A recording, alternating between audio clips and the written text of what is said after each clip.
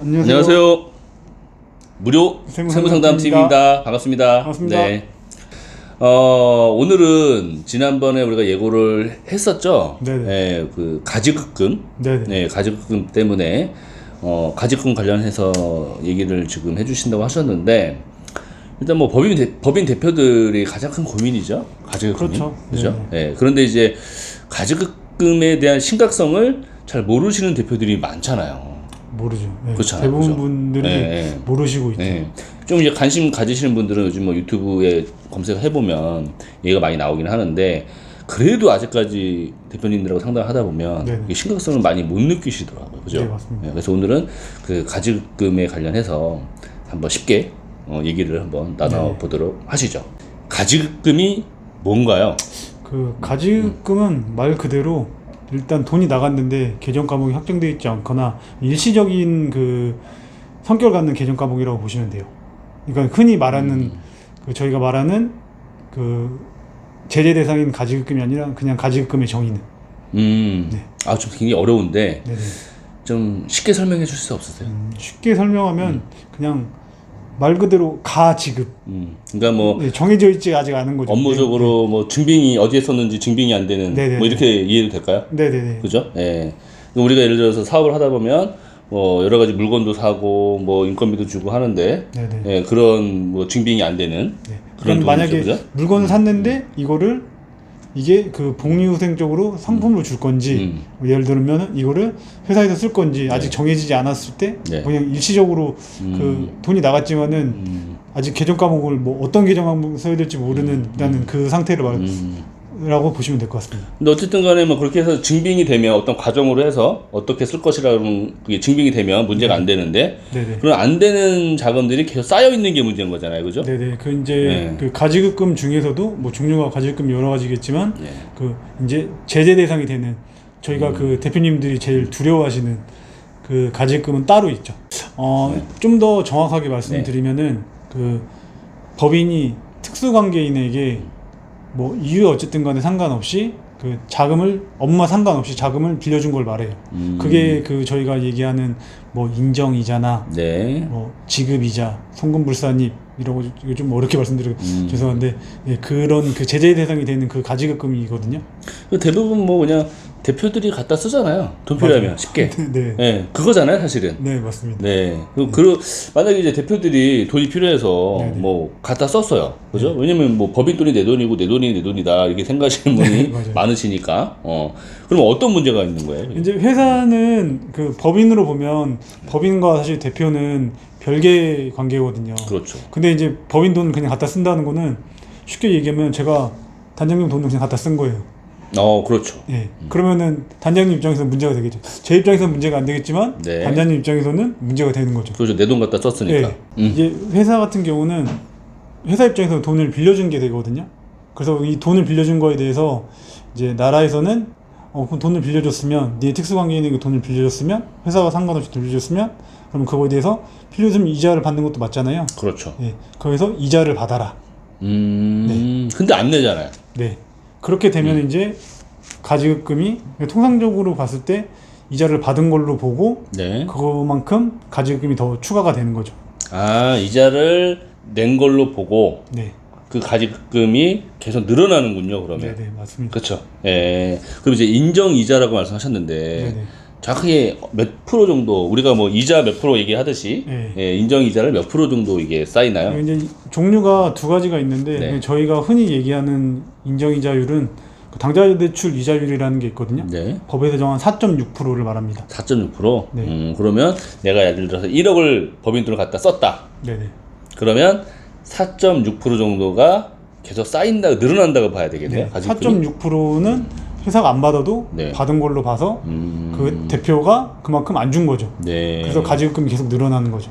4.6%만큼. 4.6%면 적은 돈이 아닌데, 그죠? 그렇죠. 왜냐면은 그게 문제가 되는 게 뭐냐면 그 4.6%에 대해서는 이자 수익으로 잡히기 때문에 그 이자 수익에 대해서 법인세가 나가는 거고 또 그만큼 가지급금도 쌓이는 거죠. 그러니까 이중으로 나는 거네요, 그죠? 세금도 내고, 가지급금도 늘어나고. 맞아요. 야, 뭐 어쨌든 금액이 또 이제 뭐 10억 단위, 몇십억 단위로 늘어나 버리면 쉽게 생각하면은 복리라고 보시면 돼요. 요즘 그 은행 가면 복리가 없잖아요. 네네. 근데 이거는 복리라고 보시면 돼요. 4.6%짜리 복리가 계속 늘어난다라고 보시면 돼요. 아, 어렵네요. 맞습니다. 네.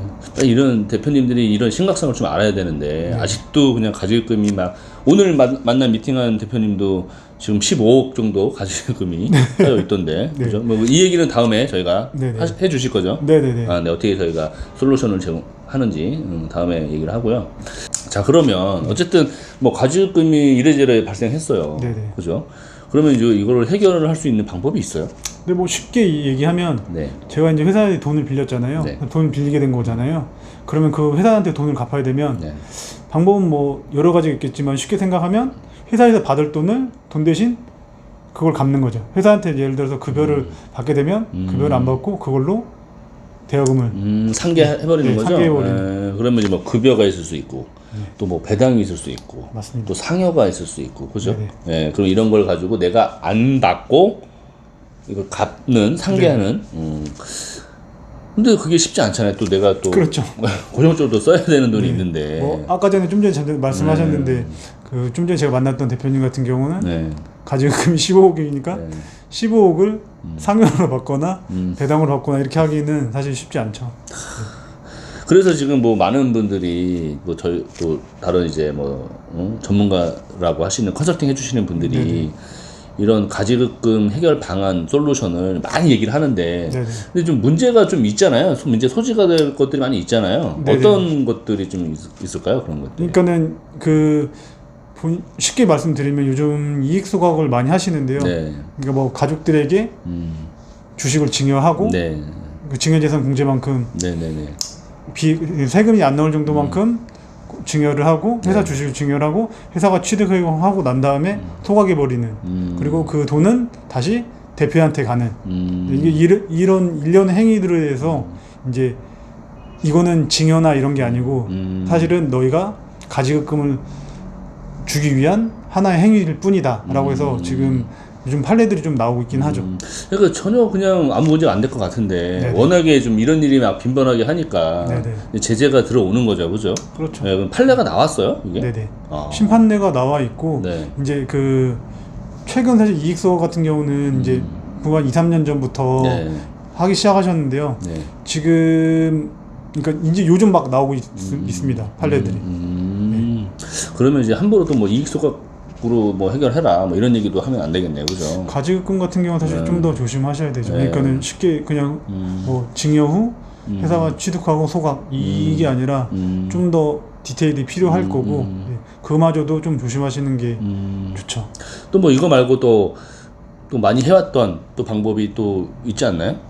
방법들이 사실 여러 가지 있겠지만은 제가 여기서 다 이렇게 어떤 게 있다고 말씀드리긴 어렵고 저희가 이제 다음 주에 이거 관련해서 다른 방법 그러니까는 남들이 얘기 안 했던 네네네 그죠?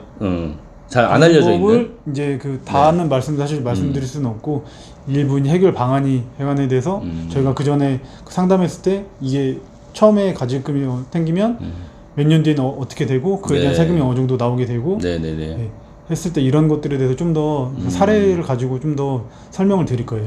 아우 뭐 사례를 가지고 이제 뭐 얘기를 하면 좀 더 이해가 좀 쉬울 것 같아요. 저도 사실 이 자료를 만들면서 느낀 거지만은 이게 그냥 이야기했을 때랑 그 숫자로 보는 거는 또 다르거든요. 그렇죠, 그렇죠. 예. 일단은 뭐 그 이게 문제가 된다, 좀 빨리 해결해야 된다라고만 이제 고민하고 있지 실제 내가 얼마큼 문제가 되는지 그죠? 예, 이런 것들을 사실은 잘 모르고 계시기 때문에 그렇죠. 네. 그렇죠. 예, 내가 만약에 가지금이 얼마 있을 때 몇 년 뒤에 얼마 정도의 손실이 난다. 뭐 이런 것들을 좀 구체적으로 보여줄 수 있는 시간이 될 것 같네요, 그죠? 네네. 네. 자, 오늘 가지급금에 대해서 이야기를 아주 짧게 나눠봤습니다. 왜냐면 뭐 가지급금에 관련된 얘기는 너무나 많이 하니까 네, 맞습니다. 예, 제가 뭐 똑같은 얘기 할 필요는 없을 것 같고 오늘 이제 그 기본적인 말씀을 드렸고 다음 시간이 좀 중요할 것 같아요, 그죠? 네네. 예, 그래서 지금까지와는 좀 다른 솔루션, 예, 뭐 방송에 얘기를 해도 되는 내용인지 모르겠어요. 방송에는 이제 일부분만. 네, 일부분만. 네, 어쩔 수 없네요, 그죠? 어쨌든 간에 뭐 새로운 뭐 솔루션이 있다고 하니까 저도 궁금하긴 한데, 예, 그러면 오늘은 여기까지 하고, 예, 다음 시간에 찾아뵙겠습니다. 네, 네, 맞습니다. 고생하셨습니다. 네, 수고하셨습니다.